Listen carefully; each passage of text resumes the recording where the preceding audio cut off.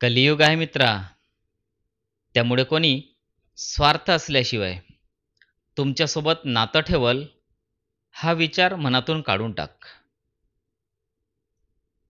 दुःख तर तेच देतात ज्यांना आपण हक्क देतो. नाहीतर परके चुकून धक्का लागला तरी सॉरी बोलतात. एकटं राहायची सवय असावी माणसाला. नाहीतर आजकाल कोण कधी साथ सोडून जाईल काही सांगता येत नाही. जगातली सगळ्यात भारी ॲक्टिंग कोणती? दुःख साठवून पण चेहऱ्यावर छोटी स्माईल ठेवणं. लोक म्हणतात आपण चांगले वागलं की सगळं जग चांगलं वागतं. पण खरं सांगू, आपण जेवढं चांगलं वागू ना तेवढंच लोक आपला फायदा घेतात.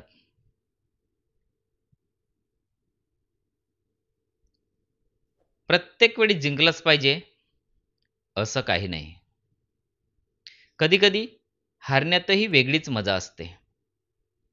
खास करून त्यावेळेस जेव्हा समोर आपलं माणूस असतं.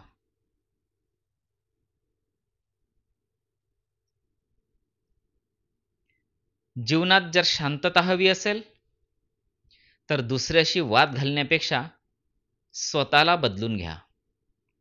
कारण संपूर्ण जगात कार्पेट टाकण्यापेक्षा स्वतःच्या पायात चप्पल घालणं जास्त सोपं असतं.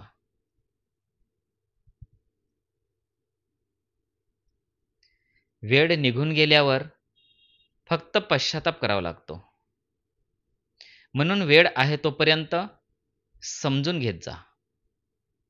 माणूस एकदा निघून गेला की परत येत नसतो.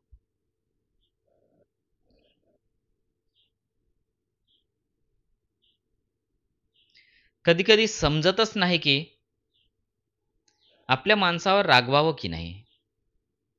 कारण थोडंसं जरी रागावलं ना तरी ते लगेच परकेपणाचे जाणीव करून देतात.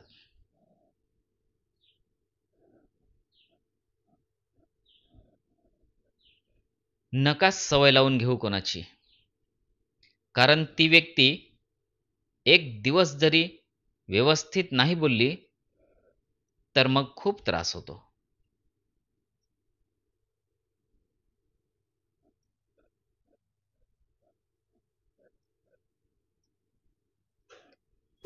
तुम्हा सर्वांना धन्यवाद. भेटूया नंतरच्या सुंदरसा व्हिडिओ घेऊन. तोपर्यंत सर्वांना माझा नमस्कार.